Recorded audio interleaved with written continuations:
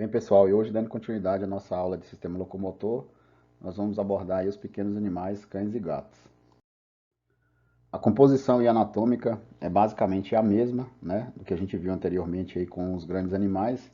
Então, a estrutura de locomoção, ela é composta pelo osso ou pelos ossos, né, cartilagem, líquido sinovial, articulações, ligamento, músculos, tendões e os nervos, constituindo aí a unidade motora. Então, a principal função anatômica aí do sistema músculo-esquelético é a movimentação e a sustentação do corpo do animal. E como fisiológico, nós temos a medula óssea responsável pela hematopoese e a, alguns minerais como fósforo, cálcio e magnésio, dentre outros, né, participando aí da homeostase sanguínea. Vale lembrar, gente, que a gente precisa ter em mente alguns planos, posições e direções relativas ao corpo do animal para que a gente consiga se localizar durante o exame físico também e, consequentemente, quando a gente for solicitar os exames complementares, como o principal dele é o raio-x, a gente tem que estar inteirado aí sobre esses planos e posições aí relativas ao corpo do animal. Então, na figura ao lado aqui, a gente tem o plano do animal dividido em dois. No plano dorsal, no plano horizontal aqui, nós vamos ter o plano dorsal acima e o plano ventral abaixo. Então, a gente toma como referência a base do coração para traçar essa linha horizontal. E o que a gente define colocando uma linha aqui vertical seria o plano cranial e o plano caudal. Cranial é tudo que está a partir, tudo que está anterior a partir do último par de costela, e caudal, o que está posterior aí, a partir do último par de costela do animal. Na cabeça nós temos o plano rostral, ou seja, quanto mais em direção ao focinho, mais rostralmente a gente localiza aquele determinado ponto onde a gente está estudando, e quanto mais distante aí do focinho, mais caudal a gente denomina, tá? Então tudo que está acima do animal também é um plano dorsal e tudo que está abaixo é um plano ventral. Com relação aos membros, a gente tem nos membros torácicos a parte cranial, que está a parte da frente do membro, e a parte palmar é a parte que está atrás aqui do membro, tá? E sobre os metacarpos aqui embaixo, nós temos a face dorsal do membro. No membro pélvico é a mesma coisa, tá? Com a diferença de que nós vamos ter, no lugar da face palmar, nós vamos denominá-la de plantar, tá?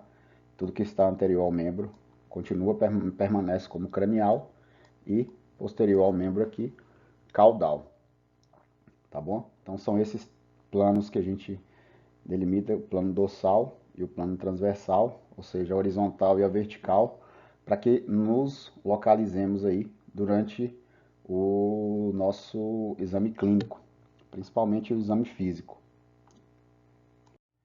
Então, para que obtenhamos um bom diagnóstico, um sucesso aí durante o nosso exame do sistema locomotor, que a gente vai chamar agora de exame ortopédico, tá? A gente precisa ser criterioso em todas as etapas do exame clínico, desde a resenha, né, até os exames complementares que nós vamos solicitar para poder fechar esse diagnóstico. Então, para que a gente tenha um bom resultado, ou seja, para que a gente tenha uma chave de sucesso aí no nosso exame ortopédico, a gente precisa de uma anamnese completa, bastante rica e detalhada, tá? Partindo daí, uma inspeção visual criteriosa, então a gente tem que analisar o animal como um todo, né? Inspecionar ele como um todo. Palpação em seguida, né? A palpação detalhada, que vai ser o nosso exame físico.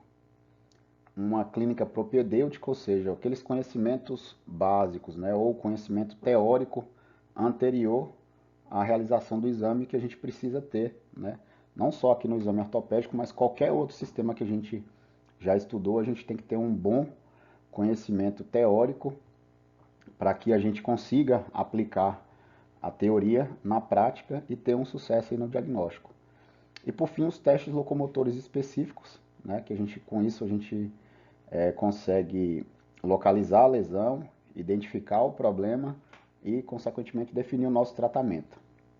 E é a partir daqui, desses testes locomotores também, que nós encaminhamos o animal para um exame complementar específico, seja ele um raio-x, um ultrassom, uma tomografia, enfim, qualquer outro tipo de exame complementar, a gente consegue a partir da localização também da lesão aí no sistema locomotor. E o nosso exame ortopédico ele vai começar sempre pela resenha, então a gente vai pegar todas as informações referentes àquele animal, né, como raça, sexo, idade, e com isso a gente tem uma base inicial para que a gente consiga, né, conduzir nosso exame e a partir daqui a gente já suspeitar de alguns problemas que são advindo especificamente de raças e também da idade. O sexo ele influencia pouco, mas ele também tem uma certa influência, tá, com relação ao aparecimento aí de problemas ortopédicos, mas os principais deles é justamente a idade e a raça. Então aqui embaixo a gente tem uma tabelinha que está mostrando para a gente, no caso aqui na esquerda, a faixa etária do animal e as prováveis ou as principais doenças ortopédicas que acometem em cada faixa etária desses animais. Então em animais jovens é muito comum a gente encontrar doenças do tipo a luxação congênita da patela, né? Geralmente essa luxação ela pode ser tanto medial quanto lateral, ou seja, o deslocamento da patela ela pode estar no sentido medial ou lateral. No caso de animais jovens é mais comum que essa luxação ela seja medial. Nós temos ainda a necrose asséptica da cabeça do fêmur, então a gente tem um desgaste ali, ou até mesmo o desaparecimento, a não formação ali da cabeça do fêmur por um processo necrótico que ele não é de origem bacteriana, ou seja, ele é asséptico, ou por falta de uma mineralização, ou mesmo defeito congênito que esse animal jovem possa apresentar. Temos também a falta da união do processo ancônio, que é um dos achados um pouco mais comuns, né, em animais jovens. A osteocondrite dissecante também da cabeça do húmero, que é semelhante à necrose asséptica ali da cabeça do fêmur. Tá? Ainda a displasia coxofemoral, que tende a ser genética, uma doença metabólica como o hiperparatireoidismo secundário, né? Muitas vezes ligado aí a problema nutricional, excessos de alguns minerais como cálcio, ou mesmo fósforo, magnésio, né? Eles podem causar alteração aí na tireoide e consequentemente levar o animal a apresentar algum problema ortopédico. E a osteodistrofia hipertrófica também, que é uma doença que acaba sendo um pouco comum até na rotina clínica, tá? Animais adultos mais comumente acometidos com displasia coxofemoral e ou ruptura do ligamento cruzado cranial. Então, animais adultos que praticam exercício e têm a tendência a desenvolver algum tipo desses problemas aqui com a prática contínua aí da atividade física, acaba exacerbando e até induzindo aí o aparecimento precoce desses problemas. E os animais idosos, mais comumente as neoplasias, né? Entre elas o osteosarcoma, que é uma neoplasia bem agressiva. Nós temos as DDIVs, né, que são as doenças dos discos intervertebrais, como protusão ou extrusão, ou seja, a popular hérnia de disco. Tá? E a osteopatia hipertrófica pulmonar, também em animal idoso, que é uma doença pouco comum, mas que pode aparecer também aí em animais nessa faixa etária. E aqui na nossa direita nós temos as raças, né? O que mais comumente a gente pode encontrar com relação a algumas raças. Raças de pequeno porte como Poodle, York, o Lhasa e até mesmo o Pinscher, mais comumente a luxação medial da patela e a necrose asséptica da cabeça do fêmur.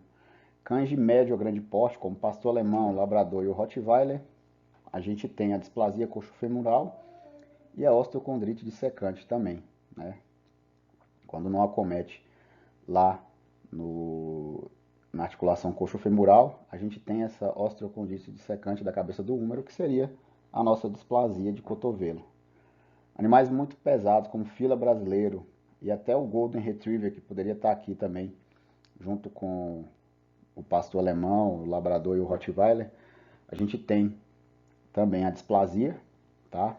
A osteodistrofia hipertrófica e ainda no fila brasileiro aqui a falta de união do processo ancônio. Os Dutches a gente tem como mais comumente nessa espécie, nessa raça, as DDIVs, né? Então, os salsichinhas aí, os Dutch, eles mais comumente vão ser acometidos aí por doenças do disco, uma vez que é um animal que tem uma estrutura de conformação aí da sua coluna vertebral um pouco mais longa, é um animal de baixa estatura, então ele é mais comumente, o que a gente pode encontrar mais comumente nessa raça aí é justamente as hérnias de disco, tá? E no caso do sexo, quando acomete, a gente tem a osteocondrite dissecante ou displasia do cotovelo, né? Mais comumente atacando aí os machos do que as fêmeas. Então esse é um apanhado geral aí para a gente ter um pouco de noção, um pouco de ideia quando a gente estiver iniciando o nosso exame aí na resenha. A gente, dependendo da espécie que a gente está trabalhando, que a gente está lidando ali, a gente automaticamente já pensa em algumas doenças ortopédicas aí que serão comuns àquelas raças específicas. E a nossa anamnese aqui, ela precisa ser bastante criteriosa e será onde nós identificaremos com mais precisão aí o que pode ter ocorrido, o que pode ter levado o animal a apresentar o problema ortopédico. Então nós vamos iniciar investigando como que é o habitat e também como que é o hábito desse animal. Então se é um animal que vive dentro de casa, se ele tem livre acesso à rua, onde pode acontecer os acidentes, né? Acidente automobilístico, ou mesmo briga com outros animais que possam levar a um quadro de problema ortopédico. Se a gente tem escadas nas casas, né? Ou mesmo se esses animais eles têm costume de subir em cama, sofá, né? Ou em outros objetos mais altos. A gente sabe que a presença de escadas e a raça Dachshund, né? Acaba favorecendo aí o aparecimento dessas doenças do disco intervertebral.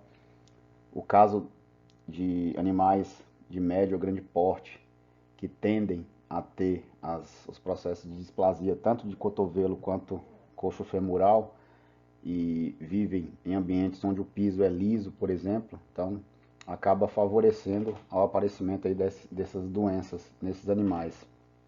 Com relação à alimentação, a gente tem alimentos com alto teor de fósforo, né, que são aqueles alimentos com também alto teor de proteína, como carne bovina, carne de aves, ou seja, vísceras, animais que são alimentados muitas vezes aí com fígado ou bovino ou de frango, né? A gente tem um alto teor de fósforo e com isso a gente tem uma propensão a aparecimento de problemas não só ortopédicos, mas como por exemplo problemas cardíacos. Por quê? Porque o fósforo ele automaticamente vai se ligar ao cálcio e pode promover o entupimento de veias e artérias. E no caso do sistema ortopédico aqui, a gente tem uma calcificação precoce aí em animais novos, né, da linha fisária do osso.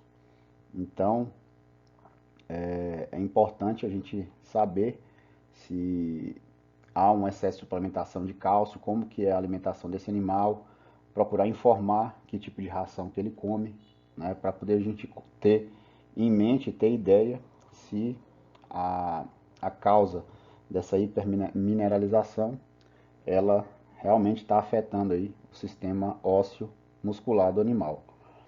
No caso da hipervitaminose A, ela é mais comum em felinos, né? Justamente aqueles animais que alimentam com dietas restritas aí a fígado bovino ou de frango. Então o que a gente vai ter?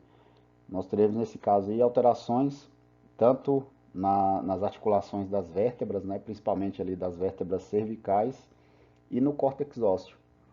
Então, no caso de felinos, é muito comum aparecimento de lesões em coluna vertebral, em coluna ali mais localmente nas vértebras cervicais, e nesses animais que têm uma alimentação muito rica aí em vitamina A, advindo justamente de fígado, ou bovino ou de frango. No caso da obesidade, é mais comum, né, o aparecimento das DDIVs, das doenças de disco, seja ela por herniações ou também pela calcificação aí das articulações. Animais que praticam atividade física ou mesmo aqueles animais jovens que estão em fase de adestramento, também pode ser comum o aparecimento de lesões em tendões e ligamentos ou o aparecimento mais precoce ainda nos animais que têm a predisposição, né, genética para ocorrer qualquer tipo de alteração, seja ela lesões em tendões ou ligamentos, como nos casos também das displasias. Tá? Então a gente tem uma aceleração aí no aparecimento dos sintomas e dos sinais clínicos que a gente vai observar. No caso, as doenças sistêmicas também elas podem estar relacionadas ao problema ortopédico, uma vez que as doenças de caráter infecciosos, né, eles têm maior propensão aí de resultar em alteração em sistema locomotor, tá? Então, no caso da sinomose, seria uma doença bem comum aí, a gente tem concomitantemente um quadro aí de encefalite do animal, né? E também as neuropatias aí periféricas, que é quando a gente observa a fraqueza muscular, a paralisia, né? Dos membros posteriores. Enfim, a gente tem uma certa ligação, então, dessa doença com o sistema locomotor do animal. No caso da erliquiose, a gente tem junto, o animal pode apresentar junto, não são todos, é claro, mas alguns podem apresentar uma vasculite, e essa vasculite ela leva a um quadro de meningite. E a meningite, por sua vez, vai promover aí uma alteração no sistema nervoso central e na medula espinhal do animal. Então isso faz com que o animal tenha também ali um déficit locomotor. No caso da leishmaniose, a gente tem mais comumente aí os processos de artrite e até as inflamações ósseas. No caso da meningite, né, como eu já citei, a gente tem aí alteração no sistema nervoso central e na medula espinhal. E o botulismo, a gente tem uma alteração aí também na placa neuromotora. Como a gente viu lá no começo, os nervos eles fazem parte aí do sistema locomotor e uma vez o animal acometido pelo botulismo, a gente tem uma paralisia aí dos nervos neuromotores e consequentemente uma alteração aí na locomoção desse animal. Tá? Então, com relação à queixa principal, que vai ser, na grande maioria das vezes, ou uma falta de movimentação de um ou mais membros, ou até mesmo a claudicação, vai ser o mais comum. Então a gente tem que investigar, né, se a queixa principal é a claudicação, e a partir daí a gente identificar quando que essa claudicação surgiu, se tem relação ou não, ou seja, se tem envolvimento com os exercícios ou adestramento que o animal pratica, a periodicidade, ou seja, se ela é uma claudicação contínua ou intermitente. Em caso dela ser intermitente, ela pode iniciar, depois ela para, depois ela volta de novo. Então, com isso a gente define também a evolução, como que é o processo de evolução dessa claudicação. Tá? O animal com a claudicação crônica, ele também, consequentemente, devido ao não uso do membro, né, e até a cronicidade, ou seja, ao período mais longo de quando surgiu esse problema, ele pode consequentemente levar aquele membro a uma impotência funcional. E devido a essa impotência funcional, se ela permanecer por um longo tempo de período também, ele pode acarretar em animal em decúbito constante. É aquele animal que não consegue se levantar não somente por sensibilidade dolorosa, mas também pela impotência que o membro ele chegou, né? Então aquele membro, devido aí ao grau de evolução tardio, né? Onde o tutor demorou para poder levar o animal para ser examinado, a gente encontra, na verdade, animal em decúbito após impotência funcional desse membro. Lembrando que, no caso de doença sistêmica, né, como a sinomose, por exemplo, mesmo que o animal chegue aí na fase neurológica da doença, a gente vai encontrar esse decúbito animal em decúbito aí também permanente, tá? Então, investigar também sobre tratamentos anteriores, que tipo de tratamento que foi feito, se já passou por algum outro exame por veterinário e como que foi a resposta a esse tratamento. Se é uma resposta positiva, se ele melhorou, depois ele volta a piorar quando suspende a medicação, enfim, a gente tem que investigar tudo isso aí também. Então nós concluímos a entrevista com o tutor e a gente vai seguir para a inspeção do que a gente vai comumente observar ali. Lembrando que essa inspeção ela precisa ser feita com o animal em estação e depois com o animal em movimentação, caso ele não seja aquele animal que permaneça em decúbito constante. Então a primeira coisa que a gente vai observar é se existe uma simetria ou assimetria aí dos membros, né? Ou de determinada área do corpo que esteja relacionada aí com a, a função músculo-esquelética. Então, volume, tá? Então, aumento de volume em determinado membro, ou determinada parte do corpo, assim como atrofia muscular também, ela pode ser facilmente observada quando a gente se posiciona na frente do animal, no lado ou atrás do animal, em busca aí de observar como que é a simetria muscular desse animal.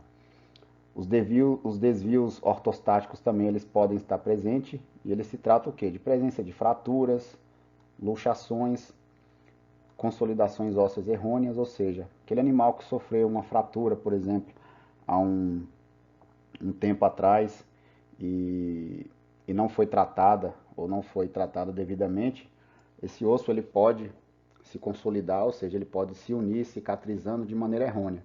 E com isso a gente tem uma deformidade ali no membro do animal, fazendo com que ela seja facilmente vista aí durante nossa inspeção. E as desmineralizações também, elas podem levar a alguns problemas ortopédicos que a gente vai conseguir visualizar. O principal deles seria o quê? A claudicação, tá? Presença de soluções de continuidade, ou seja, se existe alguma lesão em determinada parte do corpo do animal que possa ter vindo por mordedura em casos de briga ou atropelamento naqueles animais que têm acesso fácil aí à rua. A onicogrifose também, que é o crescimento exagerado das unhas, podem levar o animal a um quadro aí de claudicação e até mesmo de desconforto e pode ser a principal causa aí do problema do animal. Então até isso aqui a gente tem que ficar atento, tá? Às vezes a unha cresce tanto que ela dá a volta e começa a entrar na pele do animal e isso leva o animal a claudicar e às vezes o tutor não percebe que é a unha que está causando aquele problema, mas no momento ali da nossa inspeção a gente consegue visualizar que se trata desse crescimento aí exagerado das unhas. Presença de hematomas que possam ser advindos aí de traumas. As deformidades angulares, que são essas aqui que a gente está representando, né, que são a deformidade Varum, que é o desvio lateral dos membros. Geralmente a deformidade Varum ela é mais encontrada aí nos membros anteriores e a valgo, que é o desvio medial, é mais encontrada comumente nos membros posteriores. As alterações posturais com o animal em estação, né? Se aquele animal ele permanece o tempo todo em decúbito, se ele tem uma elevação do membro aí com relação ao solo ou algum déficit proprioceptivo também, tá?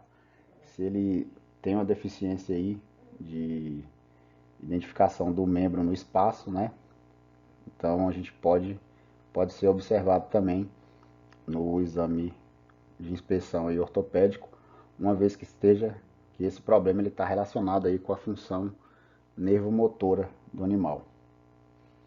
As alterações na locomoção, então a gente pede para o tutor caminhar com o animal ou se posicionar à frente do animal e chamar o animal para que a gente veja o animal caminhando, né? Então a gente vai identificar a claudicação, o grau dessa claudicação, ou até mesmo se existe uma impotência funcional do membro, ou seja, aquele animal ficou tanto tempo claudicando que o membro ele se tornou impotente aí, principalmente quando a gente observa que a gente tem presença aí de atrofia muscular junto com o processo de claudicação, tá?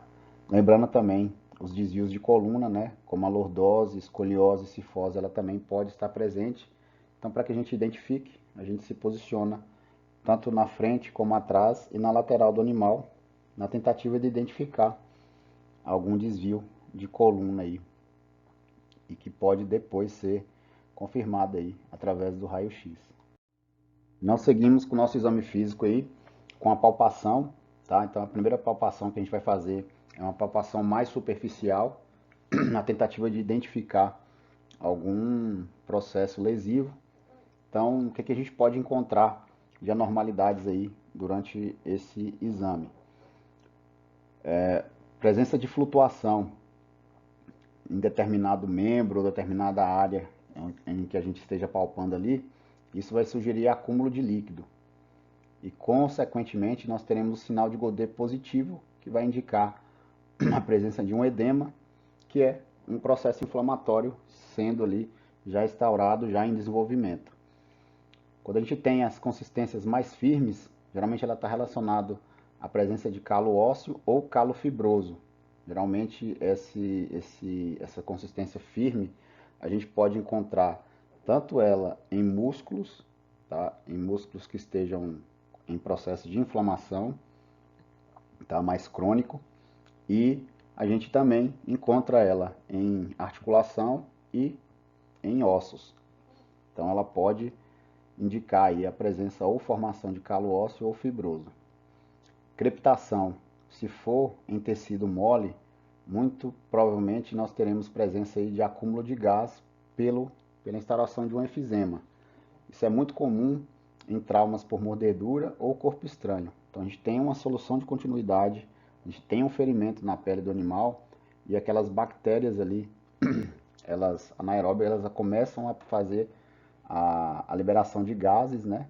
E com isso a gente tem uma crepitação em tecido mole com a presença de enfisema, tá? Advindo de mordedura ou perfuração aí por corpo estranho. E em caso de crepitação em tecido ósseo, mais comumente estará relacionado a fraturas ou luxações aí nas articulações. A temperatura local também a gente pode sentir, né, na tentativa de identificar um processo inflamatório. Então, se essa temperatura estiver elevada, a gente está diante também de um processo inflamatório com o sinal de Godet positivo e a flutuação também existente. Então, com o dorso da mão, a gente encosta ali na área suspeita e é importante que não esteja usando luva para fazer esse teste, tá? As proeminências ósseas, elas também devem ser palpadas. Então, a gente vai sempre palpar as duas proeminências, né, ósseas ao mesmo tempo quando a gente estiver fazendo a identificação, na tentativa de quê? De identificar problemas como atrofia muscular. Então, quando a gente palpa os dois membros ao mesmo tempo, ou as duas áreas ali ao mesmo tempo, a lateral e a contralateral, a gente vai fazer esse exame comparando sempre um lado com o outro, na tentativa de identificar uma atrofia muscular. E nas articulações, a palpação superficial, ela vai ser feita com movimentos de flexão, de extensão e movimentos de pronação e supinação, que nada mais é do que a rotação ali da articulação em sentido cranial e sentido caudal. no caso do sentido cranial, é a pronação e a supinação no sentido caudal.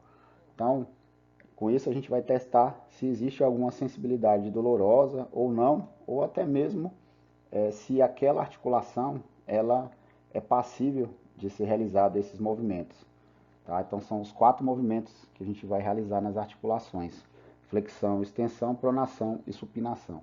Então, se a gente faz esses movimentos com facilidade e o cão não responde com nenhuma sensibilidade dolorosa, então provavelmente a gente não tem envolvimento de articulação. Então, quando a gente percebe que o cão ele sente dor e também que a gente tem uma dificuldade em realizar esses movimentos, então provavelmente aquela articulação ou articulações elas estão comprometidas.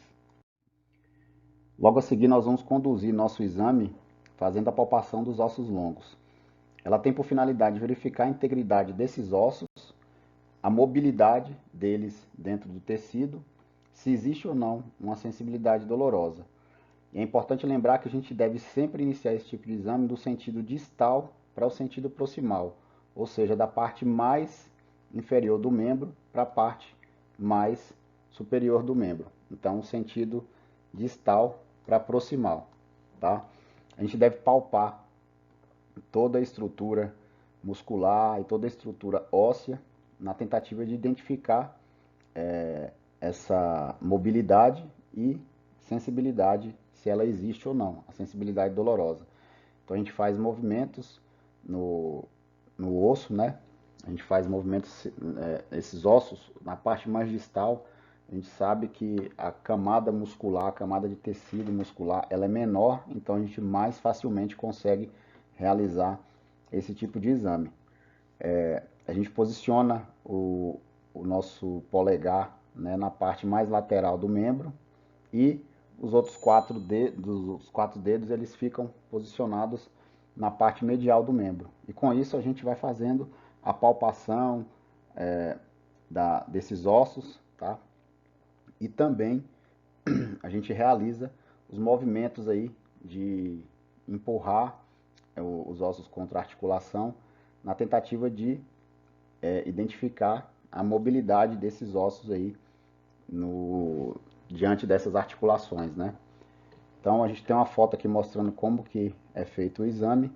Então, como eu expliquei, o dedo polegar na face lateral e os outros 4 dedos na face medial. E essas setas vermelhas aqui vai mostrar um movimento que a gente chama de alavancar, né? Para a gente justamente verificar a mobilidade do osso frente às articulações aí e se existe uma sensibilidade dolorosa ou não. Então nada mais é do que a gente ir fazendo pequenos movimentos de girar esse osso no sentido cranial e no sentido caudal. Aí concluída a palpação dos ossos longos dos 4 membros do animal, a gente vai seguir para a palpação da pelve e do sacro. Para palpar a pelve, a gente deve ter como referência a crista ilíaca direita e esquerda e a tuberosidade isquiática e ilíaca também. Então aqui a gente tem a representação de como que a gente vai fazer a localização dessas referências. Então aqui na mão direita do examinador a gente tem a localização das 2 cristas ilíacas e na mão esquerda a localização da tuberosidade isquiática. Então a gente vai realizar pequenos movimentos, né, na tentativa de identificar a presença de dor, se existe ou não uma mobilidade local ou até mesmo a presença de crepitação. Então, anatomicamente, a gente tem aqui a pelve, né? Então, são essas tuberosidades aqui que nós vamos identificar ali no momento do nosso exame, que é o que vai conduzir, né, o nosso exame mais facilmente aí. Então, mão direita na tuberosidade ilíaca, tanto de um lado quanto do outro, né, do lado direito e esquerdo, e a mão esquerda na tuberosidade isquiática. E aí, com isso, a gente segue fazendo principalmente esses movimentos de empurrar a mão direita para o lado esquerdo do animal e a mão esquerda para o lado direito do animal, na tentativa de identificar sensibilidade dolorosa e presença ou não de crepitação.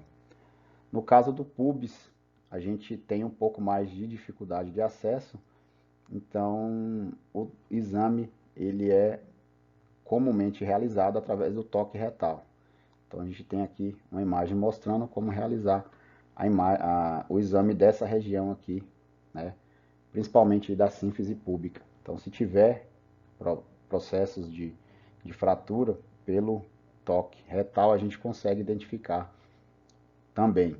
Mas quando houver suspeita, né, a gente encaminha esse animal para o raio-x e nós confirmamos a suspeita aí através da radiografia. No caso do sacro, que são esses ossos aqui, ó, já acima aí na parte dorsal aí da pelve, né?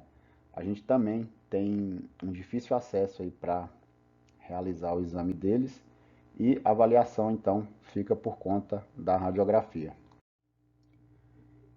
E assim que a gente conclui a palpação da pelve, a gente segue para a palpação das vértebras.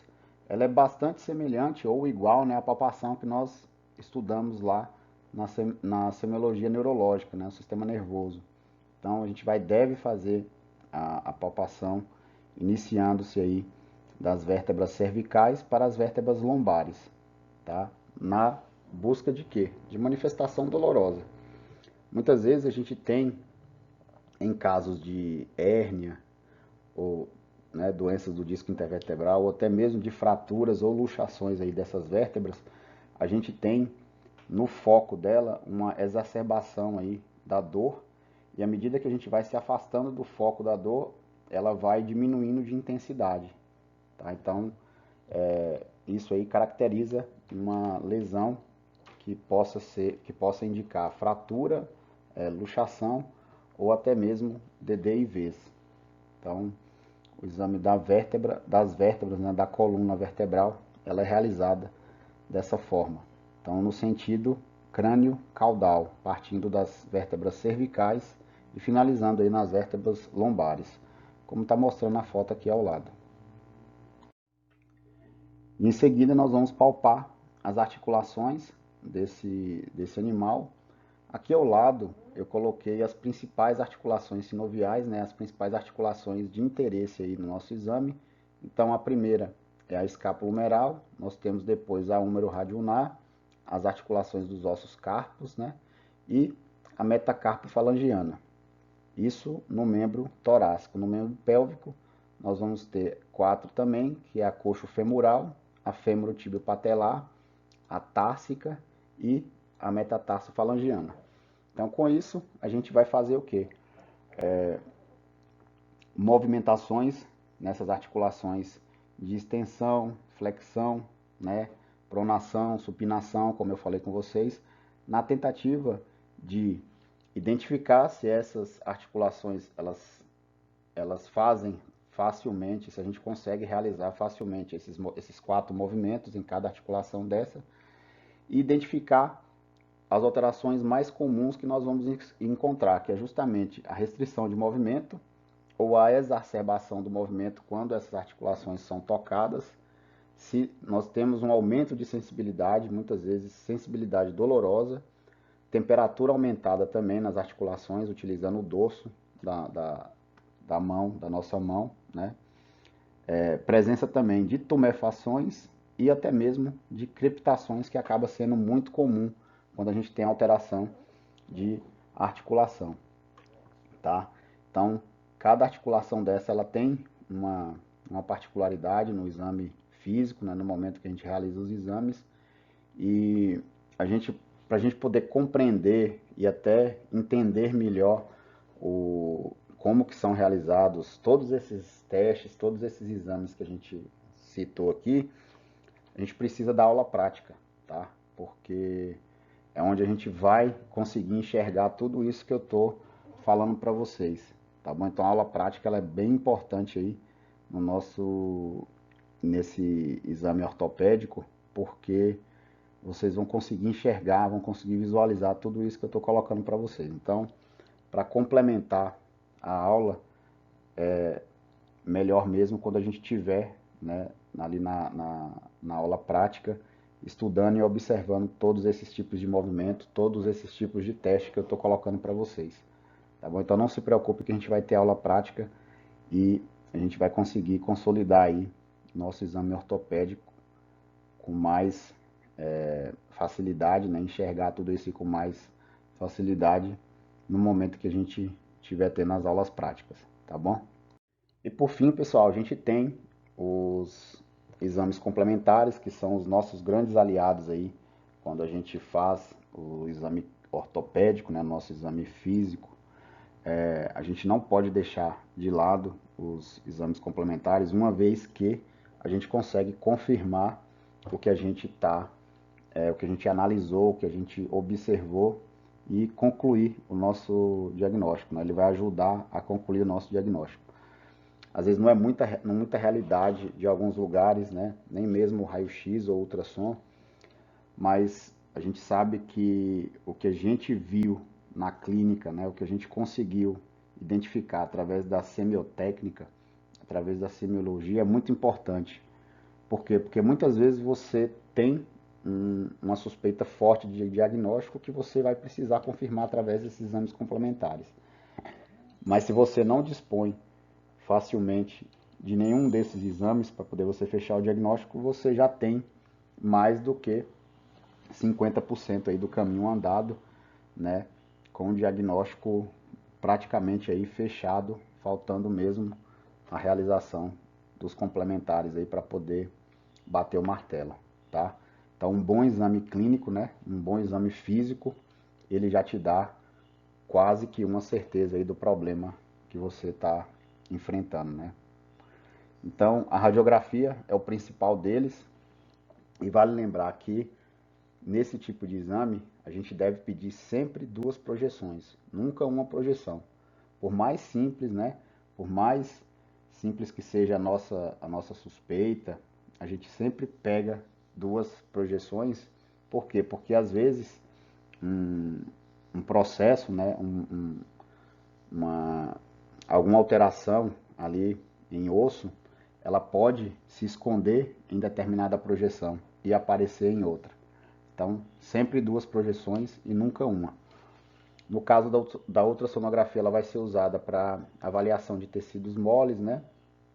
Musculatura, tendões, ligamentos e até mesmo as articulações. Em locais que dispõem a tomografia, é uma radiografia melhorada, né? Então, ela vai trazer informações tanto da parte óssea quanto da parte mole. Artroscopia e artrocentese, ela também faz parte aí dos exames complementares. Então, quando se suspeita de alguma alteração na articulação, locais onde dispõe de um artroscópio, né? Lembrando que é sempre feito dentro de centro cirúrgico, animal anestesiado. E no caso da artrocentese, é a coleta do líquido sinovial, quando a gente tem suspeita de processos infecciosos ou inflamatórios das articulações. E exames laboratoriais, o bioquímico específico, onde a gente vai ter a presença aí das enzimas musculares que a gente pode fazer a solicitação, né? Que é a creatinina quinase e o LDH. O LDH que está presente nas células dos músculos esqueléticos, tá? E que está relacionado aí com processos bioquímicos, né? Da gliconeogênese, por exemplo, tá? Então LDH é a lactato desidrogenase, tá bom?